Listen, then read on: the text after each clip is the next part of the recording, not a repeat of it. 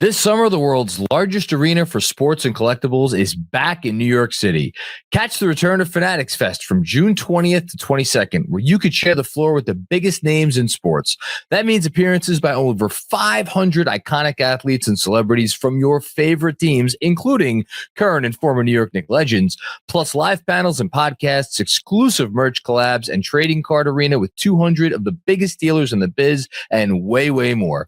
Get your tickets today at FANATICFests.com and get 20% off your ticket price before May 26th with promo code Knicks Film School 20. Again, get tickets at FANATICFest.com and use promo code Knicks Film School 20 for a 20% discount. When the world's greatest athletes gather in New York City, don't miss it. Hey there, Knicks fans. How you doing?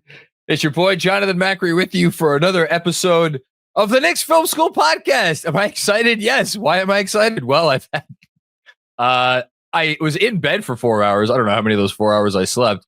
So I'm delirious after last night's game. We're recording this at 10 o'clock in the morning on Memorial Day. Happy Memorial Day to everyone out there. And I'm excited because I get to talk to Jeremy Cohen about a conference finals win. The last time they did this, I don't even think he was in the dating pool yet, but I'm going to ask him. How you doing, Jeremy? In the dating pool, I don't know if you could even date me. Like if there was a time where you could identify I was alive. I mean, you could really. I was 5 years old. You were 5. So yeah, I hope I wasn't in the dating. Maybe in the sandbox in the schoolyard, but no, not that. When was your first little girlfriend? I think I had a girlfriend in kindergarten, like a quote unquote girlfriend. I don't know, what we did. I think preschool. Good for you, buddy. I guess. Job. Thanks. Well, yeah, that's what can I say? Just young me. As a 4-year-old. This episode's going to be unhinged. I can't see straight right now. I think I'm looking at you. I know what you're like the outline of your faces. Yeah, you see like lines and faces, like you're, imaging. You're processing it, but you're not at all. I get it because I also didn't record a live stream like you, but I had trouble falling asleep because the problem with these Knicks games, and I say this. There's only one. I said plural. I say this both frustrated because I can't sleep and happy because this is a good reason. But, it's every other day and they either win and you're elated and it's hard to come off that and go to sleep, or you just feel pretty down and you don't really want to go to bed and then you just don't go to sleep. So it's just a nightmare of a sleep cycle, but I wouldn't trade it for anything right now. So I hope it gets ruined through the end of June. That would be great. Me and you both. I should say shout out to our presenting sponsor, Fanatics Sportsbook. Jeremy, we went through how we want to go through today's show, and you said you wanted to start by talking about the vibes, and that's exactly where I want to start with. We'll save some of the, maybe getting into a little bit of X's and O's stuff later about, for the rest of the series. But here, and this is a vibes question, and like hearing you just say that, what's they've played how many postseason games now? 15? 6, and 3. So yeah, that's 15. Okay. What's the closest they've come to like either even a ho hum win or a ho hum not a big deal loss? Like, what's the least emotionally elating / traumatic? Yeah, I'm serious. Like game that they've had. Could we just go through very quickly? Mm-hmm. Game 1, the crazy pain comeback of Detroit. Game 2, laid an egg at the Garden. Everybody was ready to get rid of everybody. Maybe it was actually game 3, but then again, game 3, everybody felt like we were on the ropes and like the Knicks were going to go down in the first round to the freaking Pistons. So that it wasn't game 3. Game 4 had the crazy comeback with the no call at the end. So that was wild. Game 5, maybe that's the right answer. Although for me personally, that was the moment that broke me. I'm like, these mother effers had a chance to do the thing that they were supposed to do all along and they didn't do it. Yes. So I don't think that's it. Game 6, the Brunson shot eliminated Detroit. Game 1, Boston. No. Game 2, Boston. No. Game 3, most anticipated home game in a quarter century. Dud. Game 4, insane, like highest of highs. Okay, so it's Game 5 against Boston, I guess is objectively the correct answer, right? I was waiting for you to get there. Yes. Okay. It took me a second.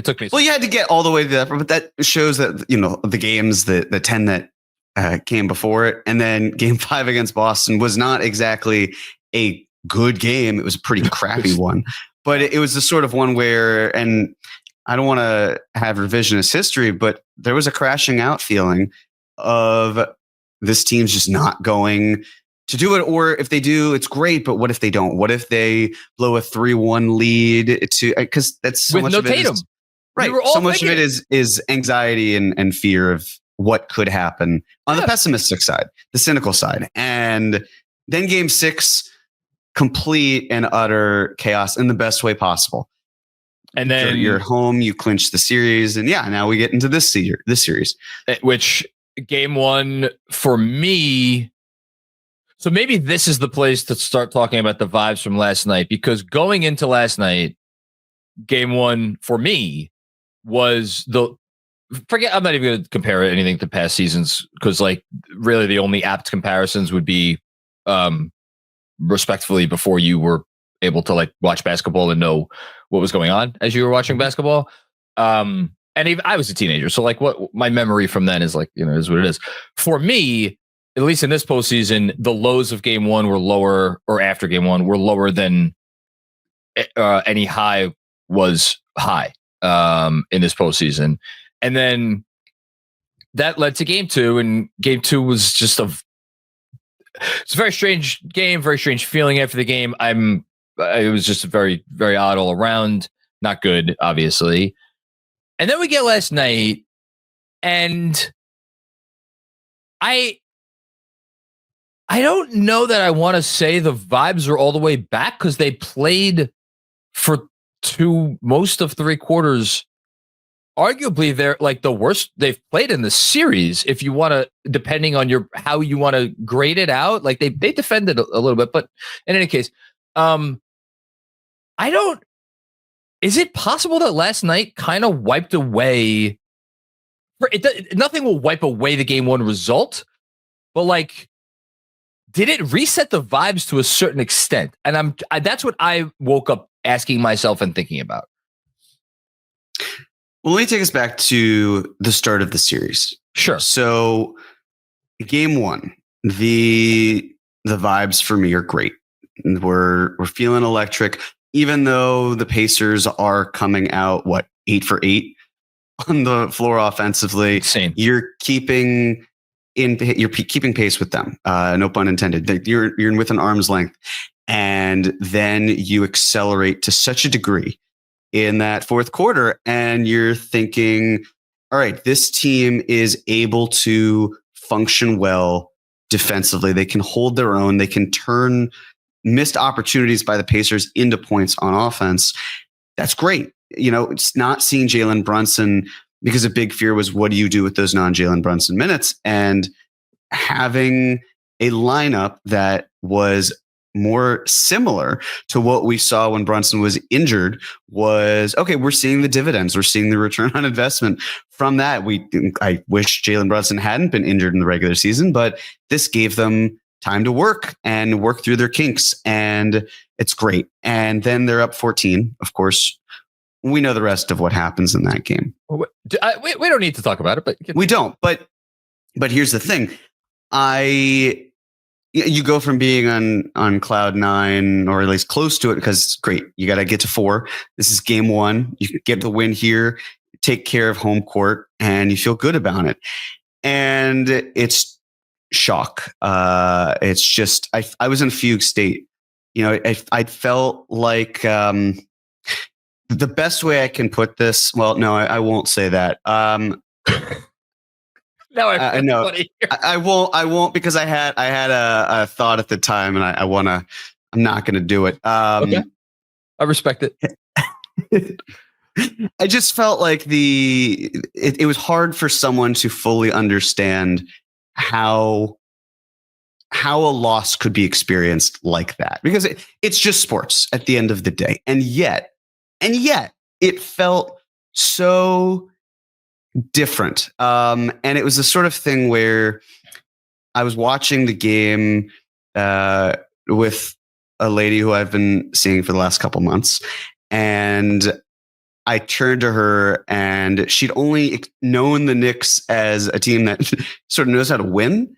And I looked at her and I just said, now you know what it's like to be a Knicks fan.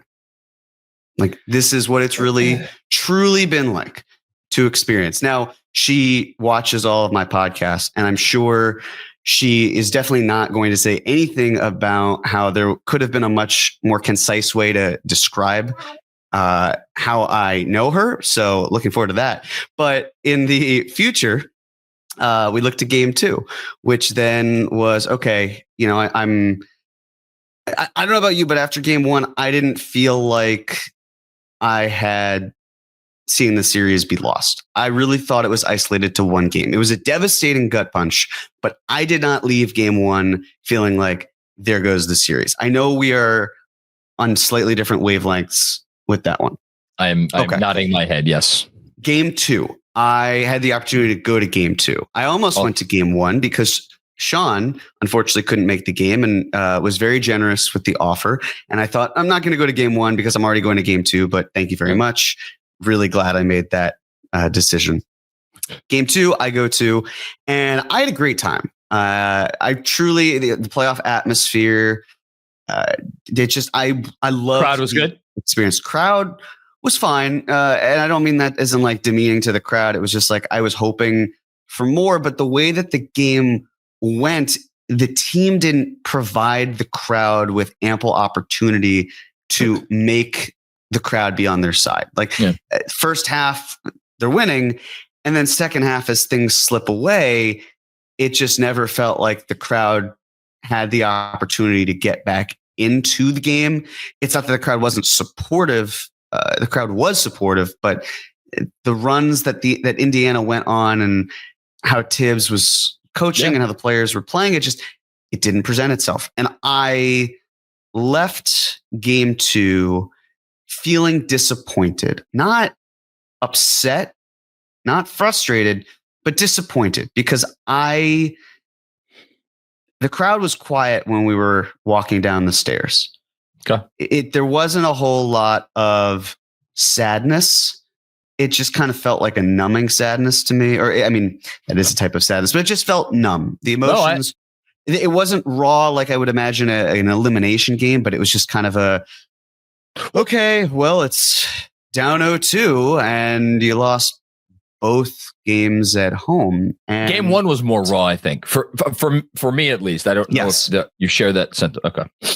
Yes. So then we get to the day before, or the day of game 3, and I'm feeling not at peace with how the 2 games have gone. Certainly not that, but just understanding the state of where we're at. I have accepted they're down 0-2. They have one opportunity to win before they go down 3-0 and have to do something that no team in NBA history has ever done before. So I see Scott Foster is reffing game 3, and I'm thinking the extender.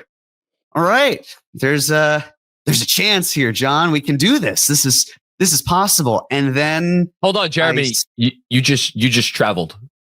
I know you're not moving, and I know you're sitting in your chair as you're talking into your microscope, but that's a travel, man. I'm sorry. You got me. You're right. I know travel when I see it. I didn't think I did. In fact, I know I didn't, but I guess I must have.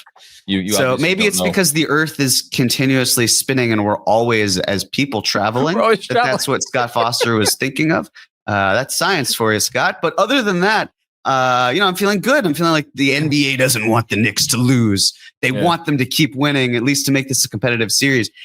And then I see that there might be a lineup change as CP, the franchise report. Shout out to CP. And you know what, John? My reaction when I saw that report was anger. Me too. Oh my God. We haven't talked about this. We haven't talked about this for 1 second. Continue. And the reason I was angry was because a reason why I had accepted the state that the Knicks were in, being down 0-2, was because I thought, what am I going to do about the fact that Tom Thibodeau sees a lineup that doesn't work and keeps utilizing it and keeps going with it? And it's out of my control. I can't do anything about it. And we all know this isn't working. He knows this isn't working. So fine, it's not going to work. And this is how we go down with the ship. And then, boom, lineup change up for discussion. And it frustrated the hell out of me because it was like, you're telling me that you could have done this at any other point when we knew things weren't gelling. And of all people, my primary care physician and I were talking about basketball a couple weeks ago. I love my primary care physician. He's fantastic. I go to his office. 75% of the visit is just us talking about the Knicks. And the other 25%, we maybe get to the health issues that I have to talk about. And probably all Knicks related anyway, but continue. Yeah, pretty much. It's just stress and whatnot. So he made a great point, and it's stuck with me ever since, which is Tibbs always says the game tells you what to do. We've talked about Thomas Jamas and his motto, but what he said was it's inherently reactive. It's not proactive. You're not thinking forward. You're letting the game dictate it before you can even make the adjustment to begin with. And that has just lived in my brain since we've talked about it. And so the Knicks go down 2-0. And similar to the Derrick Rose, Elfrid Payton situation, but not the same. It's okay. You're making a change when you had all of the data beforehand, but now you're in dire straits because you can't afford to go down 3-0 because that is even more ambitious. So you're choosing now. Like, yeah, sure, better late than never, but really it's now. It wasn't later. And it's understanding of the starting lineup that you rolled out couldn't play a ton because Mitchell Robinson was hurt for 59 games and Jalen Brunson then was injured. And so you have very few minutes where you're actually seeing this work, but you also had opportunities to try to play this lineup during the playoffs and you didn't. So you're going in cold, you're flying blind here and you're going to do this to us now? Like it feels so unprepared. The man who feels like he's always prepared is now preparing us for a situation even he isn't fully prepared for in a pivotal game 3.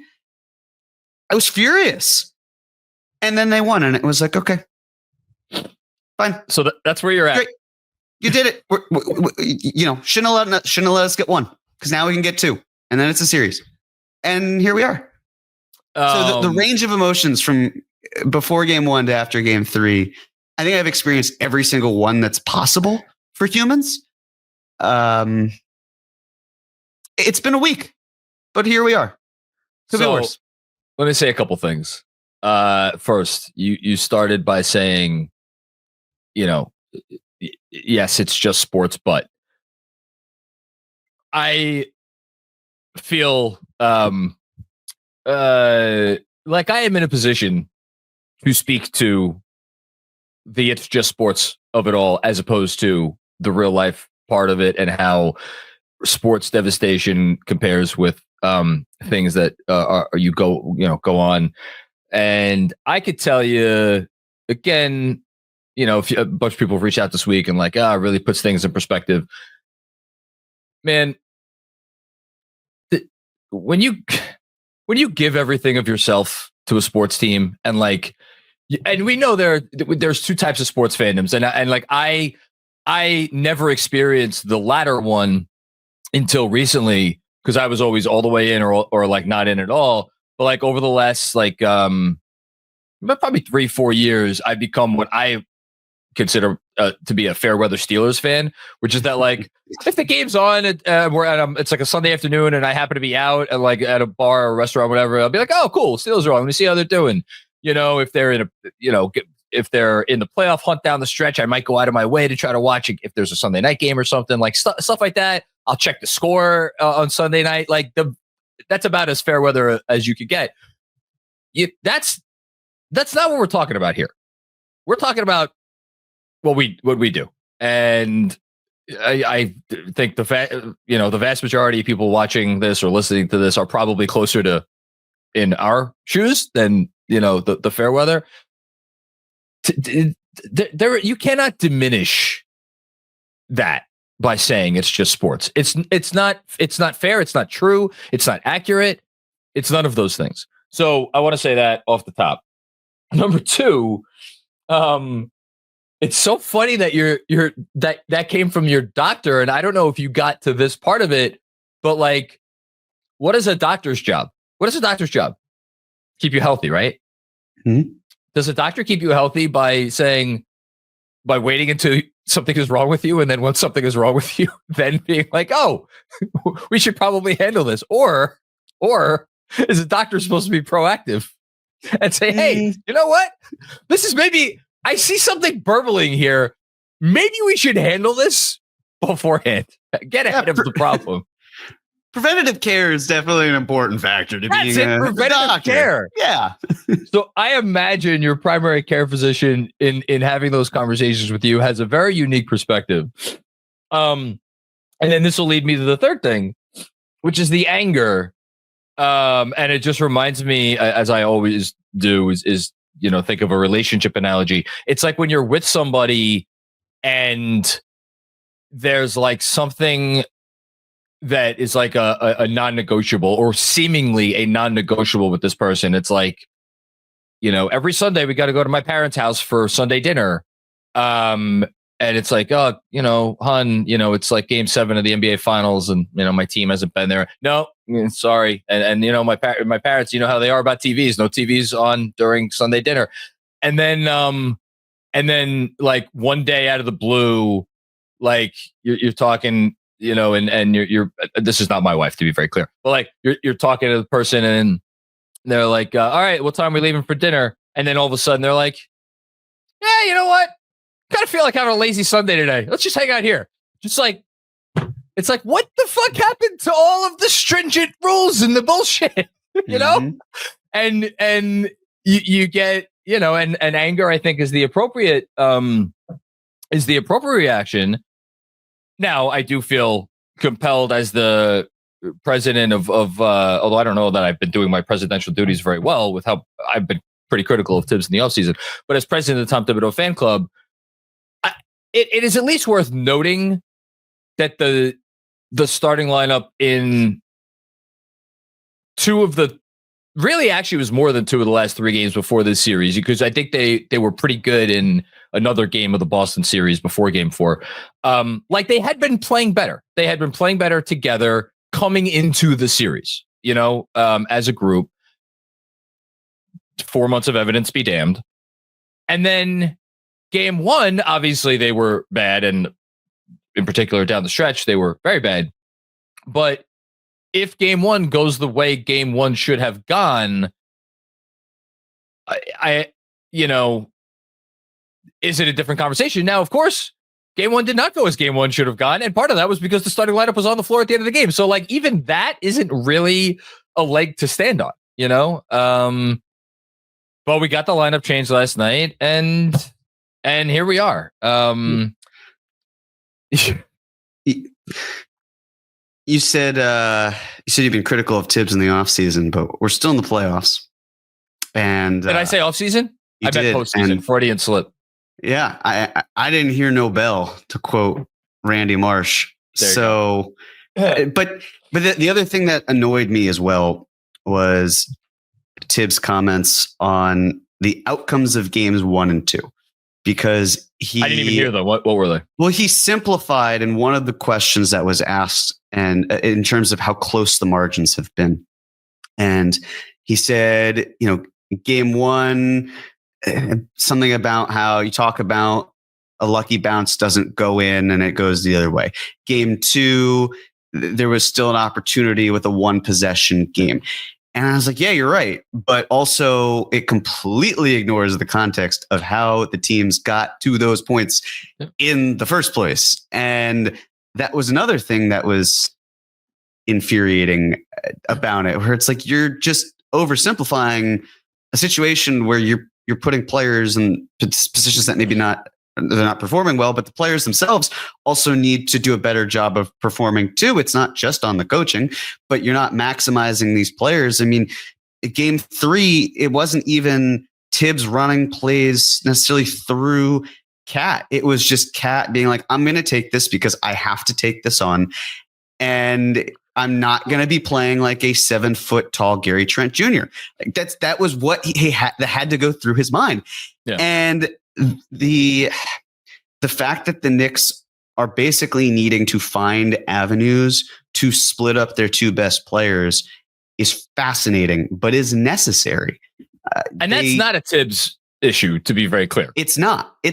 But looking through the playoff minutes where they're at, because DJ tweeted about this, and I had this thought sometime during game 2 as I was watching it, where I don't know if you know these stats, John, but the on-offs for Cat and Brunson, when together or separately, well, the 2 of them, how they play together or separately in the playoffs specifically. So all of the minutes. Yeah. So Cat and Brunson have shared the floor for 412 minutes. Uh-huh. Their net rating is minus 4.6. Yeah. Brunson has shared the floor. Brunson has played without Cat for 163 minutes. They have a 9 point. Oh, okay. I was going to say it's about plus 10 per 100, probably. Yeah. 9.2 net rating. Cat has been on the floor without Brunson for 116 minutes. What do you think their net rating is there? Positive. It is positive. Would you like to guess? No, but I hadn't looked at that. I've been keeping track of these, and I haven't looked at this one in a little while. What is it?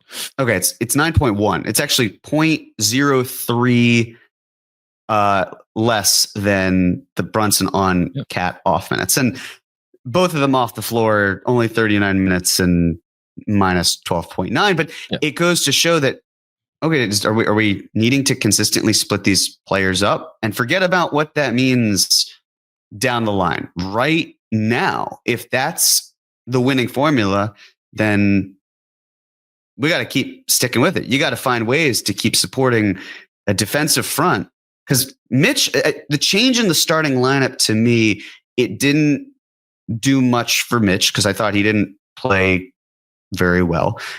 Hart was okay. I thought it was fine. I thought he had a perfectly fine game, but it wasn't a loud game. It wasn't very well. But sure, if we want to say it was fine, then I'm comfortable with that. Fine. Hart had a pretty brutal first half and came alive in the second half. Yep. So he was able to do that, and I commend him for his sacrifice of saying, I don't feel I'm putting our team in the best position to succeed by starting. Let's figure something out where I come off the bench. Really appreciate him doing that. But it shook things up. You're getting DeLon Wright minutes. You're getting Landry Shamet minutes. You're spamming Indiana in a way that they are not anticipating.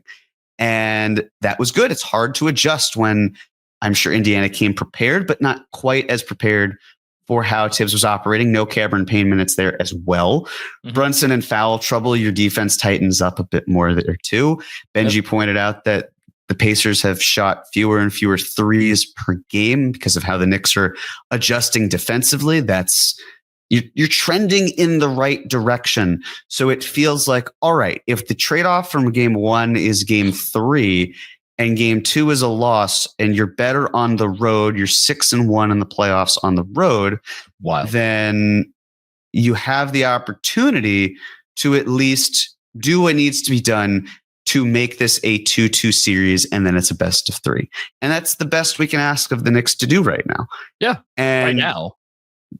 Right this moment. But to go back to the game 2 thing and like the kind of pall that was over there, or the quiet that was, down the stairs as you were leaving, to me, and I added up the total for the newsletter after game 2, it's 17 minutes and 23 seconds we're talking about. What is 17 minutes and 23 seconds? Well, if you add up the beginning of the game when the starters were in, 6 minutes and 41 seconds, outscored by 10 points.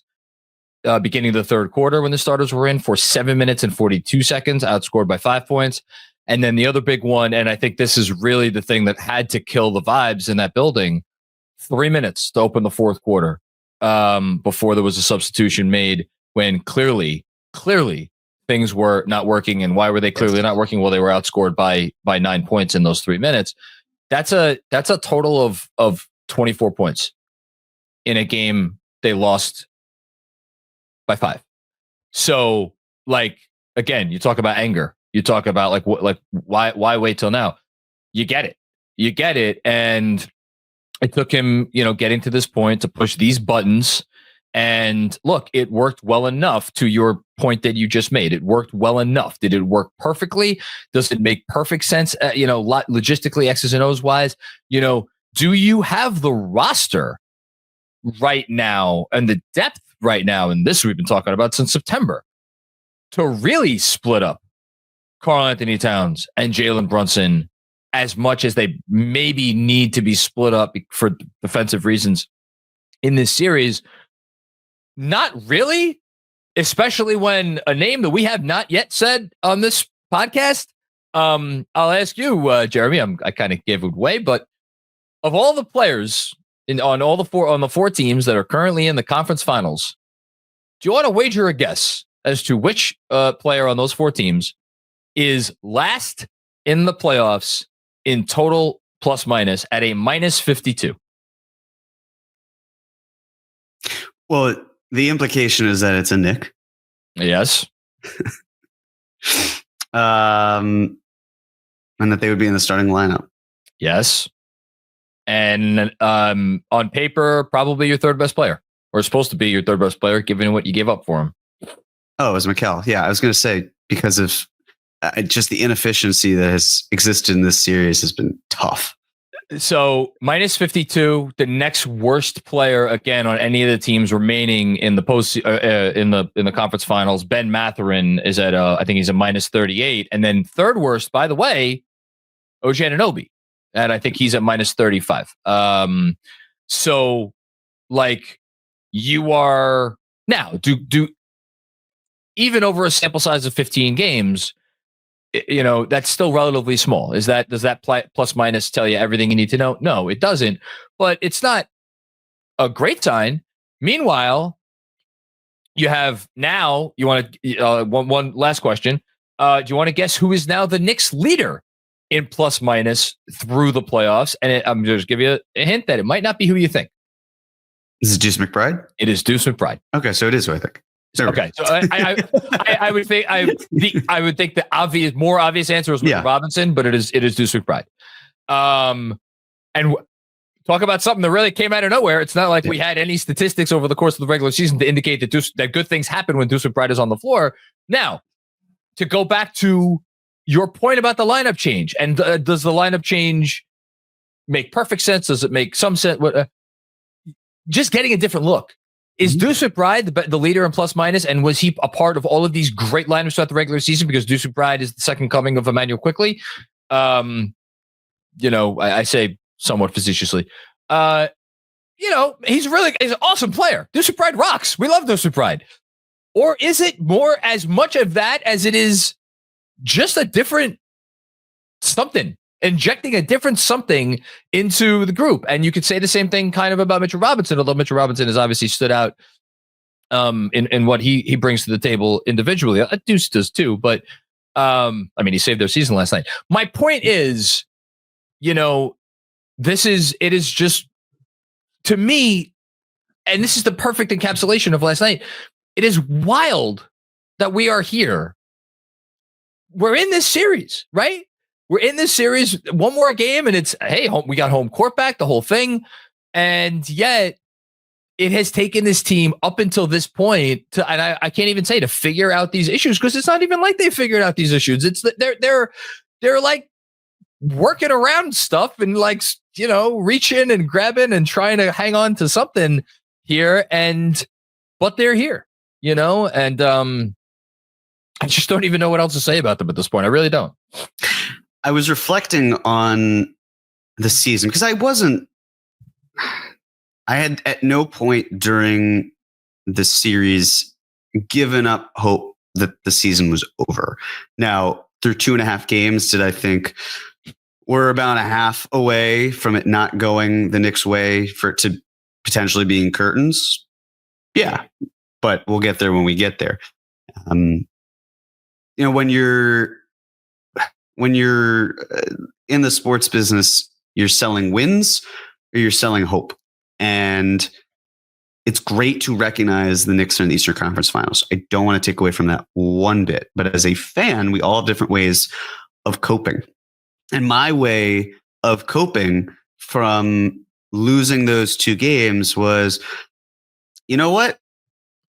I'll get a jump start and continue on episodes of Cap or No Caps because I've got to do the work eventually. And it's calming to me to think about what the future looks like instead of embracing the present and dealing with the reality of it. And they still said, hey, you can keep doing that, but season's not over. We've still got basketball to be played, and that's great. And that's important. And it's not necessarily going to stop me from doing the work because it's got to get done. And I'll happily speed run through it in the end of June if I must.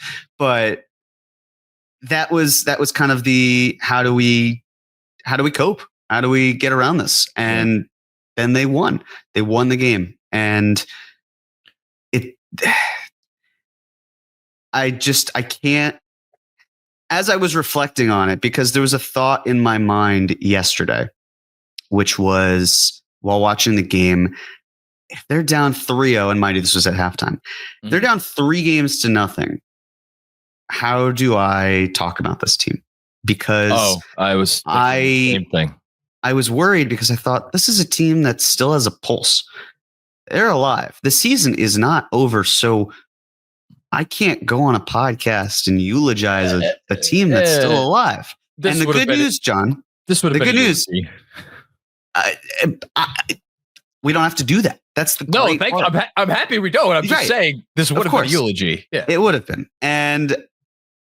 But it felt like what I dwelled on for the last few days was, what is this season felt like? I don't say this as a eulogy, more just as a mere commentary on how this season has gone and the ups and downs and how volatile this season has felt emotionally, where we like to see good results from good actions. No good deed goes unpunished.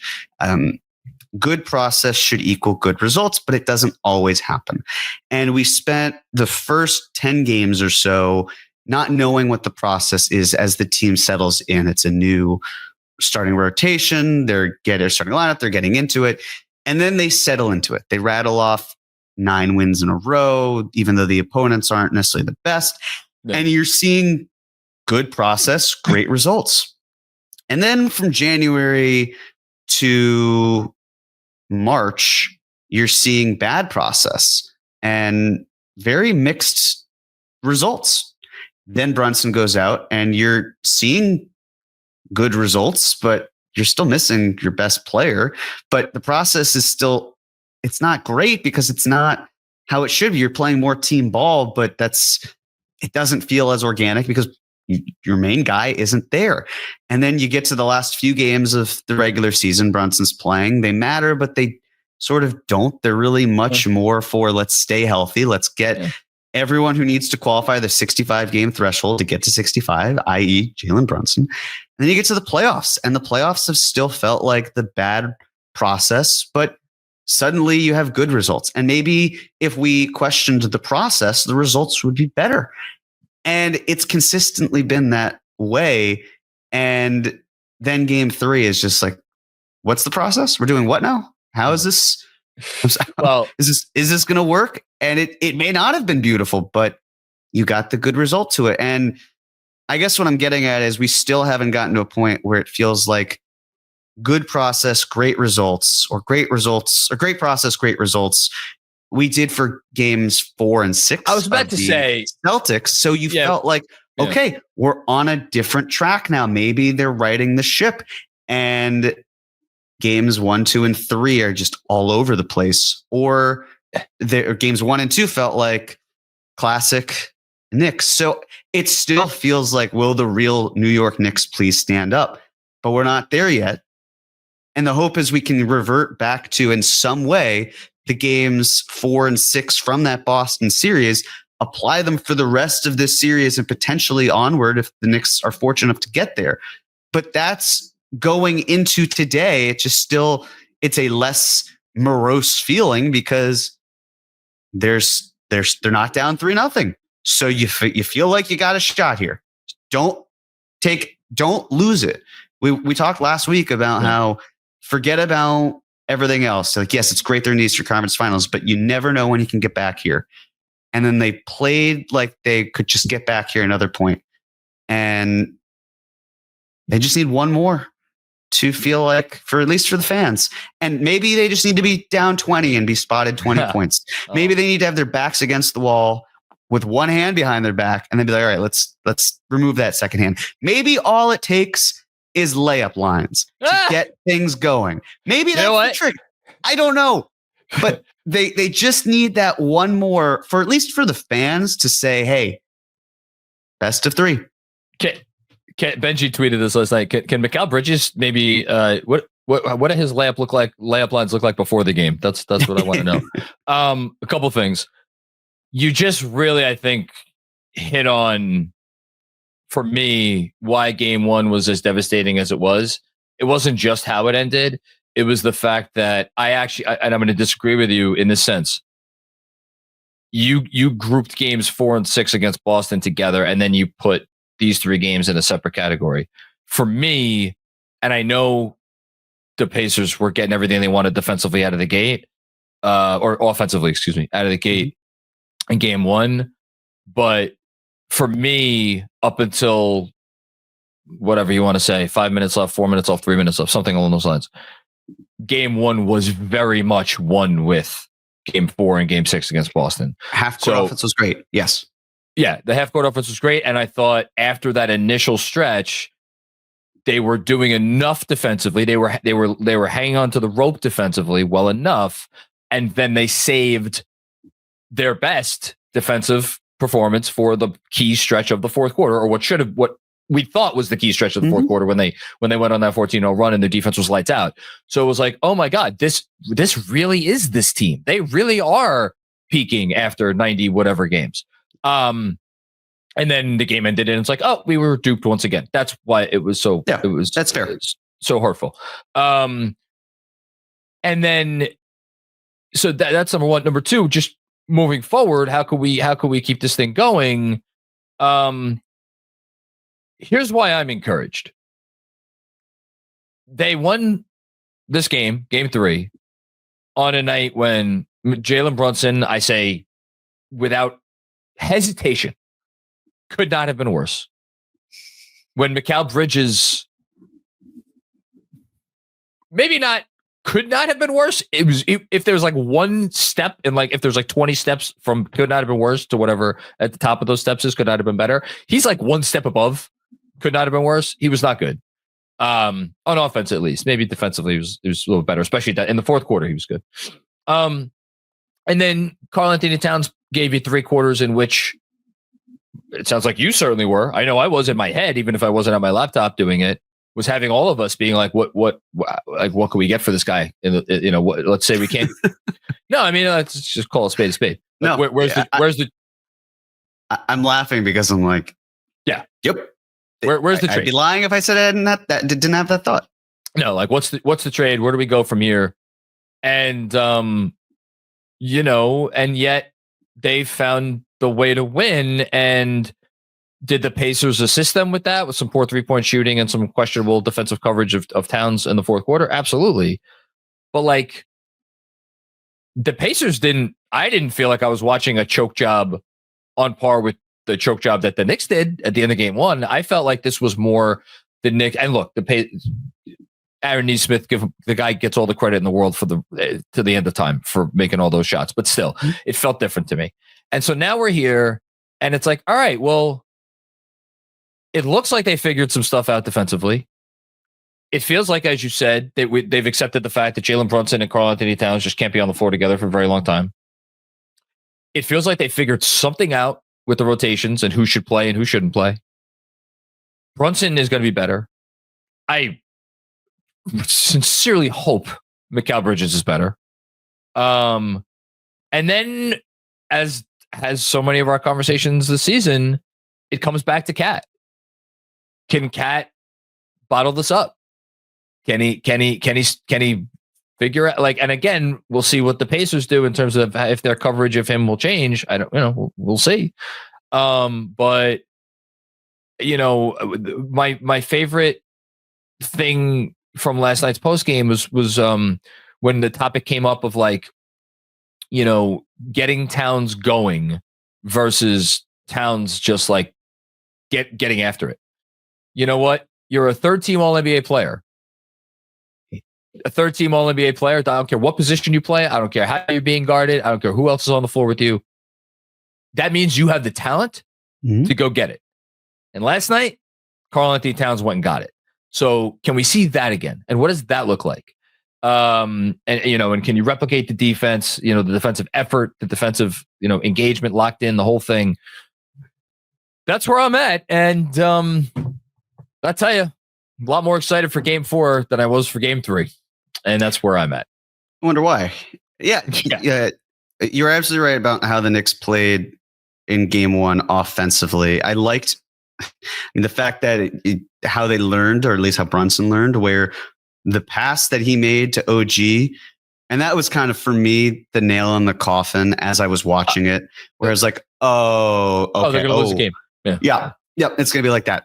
Okay.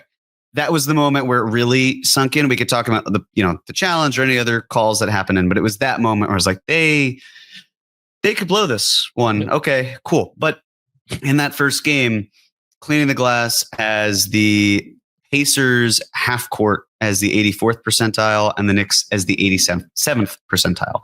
So it was really close, and both did a great job offensively there. Game 2, Indiana won that battle.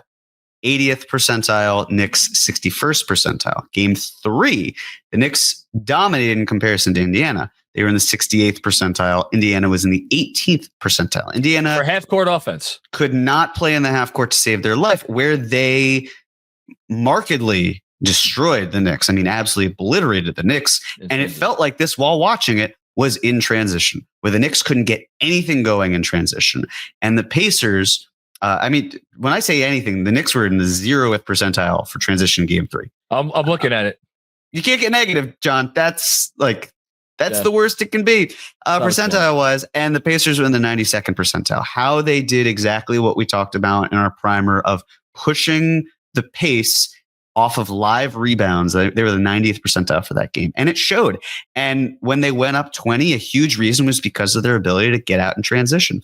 And I have my concerns about how the Knicks deploy a double big lineup, but the benefit there, of course, being you at least can get more rebounds. If you get more rebounds, you are then limiting the opportunities that the Pacers have to push the ball in transition off of live rebounds, because they don't have those rebounds. And even then, the Knicks still lost the offensive rebounding battle, where they were at 27.3% and the Pacers are at 27.9%. Now it's marginal, right? I mean, that's basically dead even. But based on how the Knicks have been playing with those double bigs, and of course they stagger the minutes a little bit there too, you would hope that there's still that focus that, hey, let's collect these boards. Let's hit our shots first and foremost to eliminate rebounds entirely. Second, if we're going to miss, let's get our own misses so that we can create second chance opportunities, something the Pacers on their end of the floor often struggle with, and I feel like did a nice job of doing in game 3. So they're figuring it out, but it's truly coming down to the half court, because the Pacers, it's going to be so difficult to limit them for what they do best unless you do your job offensively. If you're the Knicks, convert on your shots and you limit what the Pacers can do. You're doing a better job. I'm sure Pacers fans might look at this game and say, yeah, 18th percentile in the half court, that is a completely abnormal thing. The way that you described how the Knicks succeeded without Brunson or Bridges playing well, or Cat needing 3 quarters to go through it, the Pacers could say similar about their team in some way. But the Knicks defense has been limiting Indiana. They've adjusted nicely. You have to hope, of course, that Carlisle doesn't then adjust back the other way where the Knicks can't compete with it. But you've gotten Indiana's offense in the half court to being unsettled. Keep pushing it. Keep doing that. And you may then be able to recoup the benefit of your own doing, but you got to get the job done on the offensive side in the half court yourself. And they're doing an okay to great job of that in this series. So clean up the boards, eliminate transition, and you're in a much better spot. I agree with you about their own half-court offense. I think they've been doing a good job. I thought Brunson missed good shots last night. I thought Mikal Bridges missed good shots last night. Number one. Number two, the only thing I want to say about the transition stuff from game 3, I thought it was really contained to the third quarter, because if you noticed in the first half that the Pacers really didn't get much in transition, and the fourth quarter they didn't get much in transition. It was the third quarter, and really a lot of it was centered on that 13-0 run that made it a 20-point deficit, where I thought they just, I don't want to say they had a brain fart, but like that was just the most inexplicably bad stretch of play that they've had this entire playoffs. And if you just take out that, it's literally was like 3 minutes. Can you remind me of one thing, by the way? Because I'm sorry to cut you off, but I'm trying to remember exactly how it happened. That was the 13-0 run came right after the successful challenge by the Pacers, right? Well, it was right after Cat left the game with his third foul. Right, but didn't he leave the game because of the fact that the Pacers challenged the offensive foul, or that the call went with Hallie when it looked like Hallie flopped? Hold on. I have the game log somewhere up here. I'll take a look. I'm sorry to interrupt you to ask. No, it's totally fine. Why? As I was thinking it through, because of the fact that Indiana has found they've challenged well, and they've neutralized runs and then taken it to their advantage and supported it. So as I was thinking through, because I thought it was 38-45 when that happened, which was a 7-point difference, then a 13-0 run would get it to 20. It was coach's challenge. Karl-Anthony Towns offensive foul. Karl-Anthony Towns turnover. Pacers coach's challenge. It was 42-35 at that point, and then it was a 13-0 run to make it 55-35. So you're absolutely right. Yeah. And that was a poor job by Towns, obviously, because you gotta, like, you have Tyrese Halliburton on you, man. Like, you don't need to grab his arm. Okay. Last thing, and then we're getting out of here because I gotta go. Andrew Claudio asked, and I think we can do this just very simple, like yes or no. Andrew Claudio asked us before we started, would you guys rather be the Knicks having won that game 3, or would you rather be the Timberwolves having won the game 3 that they won, in which, for anybody who missed it, they won by 42 or 43 points. They were up by 20 in the first quarter. They hit 50% of their threes for the game. They've drastically outshot the Thunder. The Thunder were never in the game. The game was never in doubt.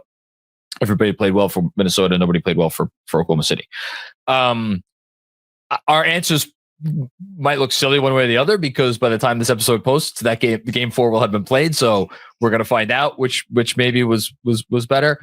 I will just say I'd rather be the Knicks, because the Knicks didn't play well. The Knicks didn't hit 50% of their threes.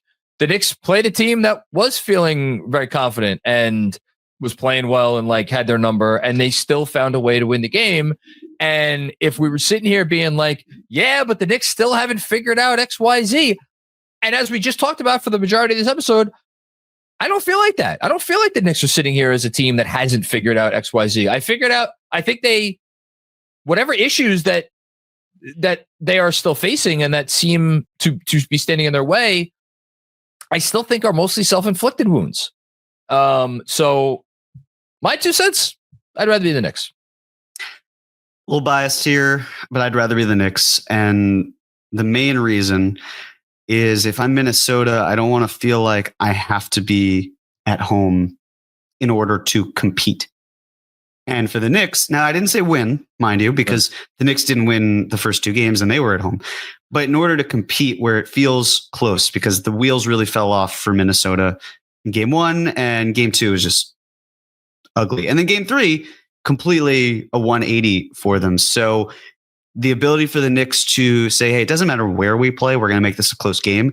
Even if we play poorly, it should be close, especially if it's at home or on the road because they lost pretty badly to Boston at home and they lost pretty badly to Boston on the road. But they hang in these games and it's just the gap. It's a gulf between winning and losing in that Western Conference Final Series. But we'll see. Game 4, like you said, it's going to happen before people listen to this. So. Yeah, it's Game 4, Oklahoma City, Minnesota. It's the biggest game of the postseason so far. And then Game 4, Knicks Pacers will be the biggest game thus far in the Eastern Conference playoffs, without question. Okay, Jeremy. I'm happy. I'm always happy we do this, but I'm very happy we did this. I'm happy we talked through everything. I feel a little bit more that I've come to grips with where things are. Any last thoughts from you before we get out of here? Yeah, just the last thing. I'd love to dedicate this episode to Pat Macri. Listen, man, we love you. I'm here for you. We're here for you. He clearly did a great job of raising you. And I know you feel an obligation to your core of creating work for Knicks fans, of creating something that sustains them.